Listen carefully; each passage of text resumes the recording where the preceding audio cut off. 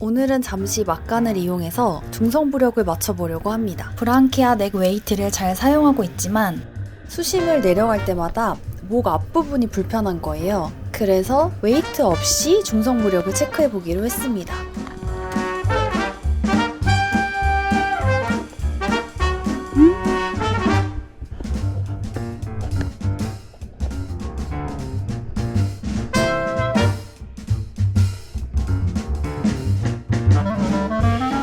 옆에 있는 강사님이랑 간단한 제스처로 대화하는 중이에요.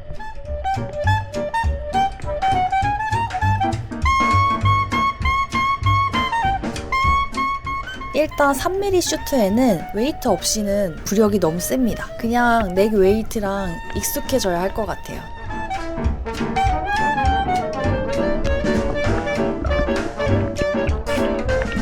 이날 딥탱크에 스쿠버들이 많아서 공기방울이 제법 많이 만들어지고 있습니다.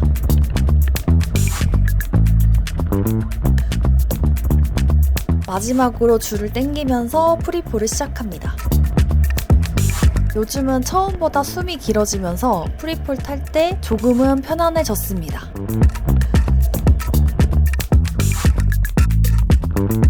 다행히 강사님 덕분에 큰 충돌 없이 바텀 턴을 합니다. 이제 본격적으로 달려볼까요? 제가 덕다이빙을 할 때 줄과의 거리가 멀어지니까 암스트로크를 하게 되면 줄이 굉장히 팽팽한 느낌이 들었어요.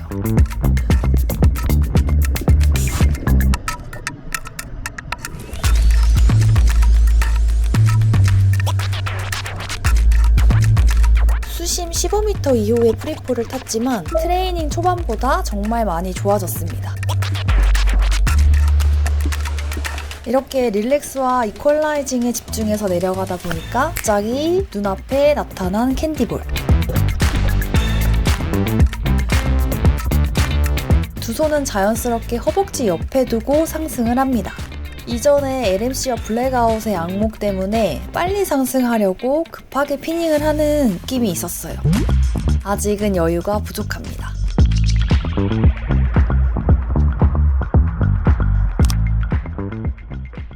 이번에는 입수 후에 들리는 턱을 당겨보니까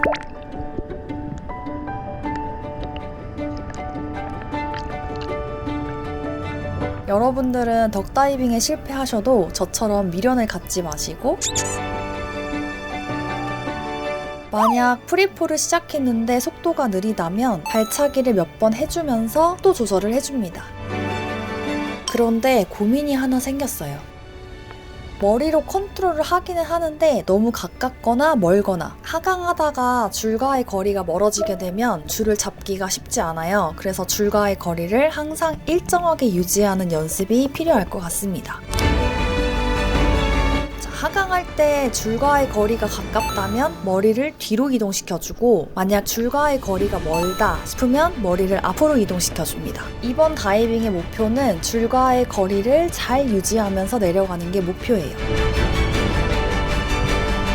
피닝을 점차 줄여가면서 프리폴 준비를 합니다.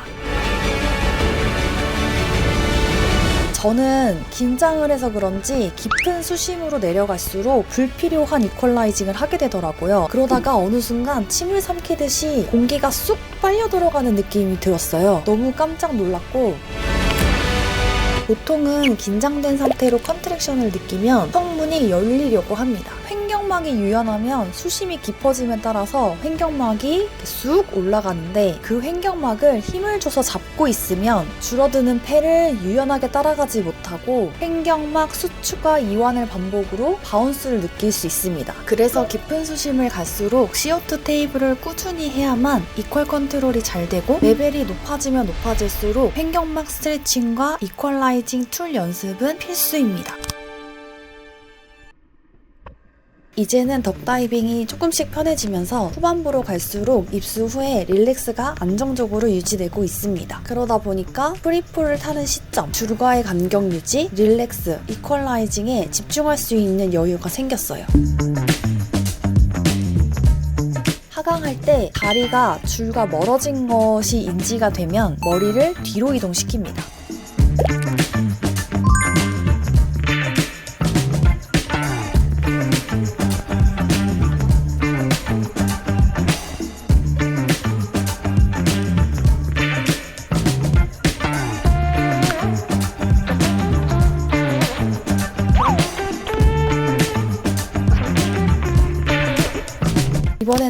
턱을 자세를 신경 쓰면서 내려가 보려고 합니다.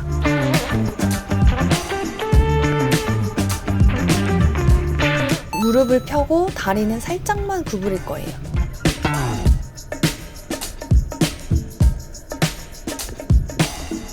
분명 제가 다이빙 할 때는 다리를 많이 핀 것 같다고 느꼈는데 이상하게 영상을 보면 하나도 안 핀 것 같아요. 이번에도 어깨의 긴장을 풀려고 의식을 하면서 하강을 합니다.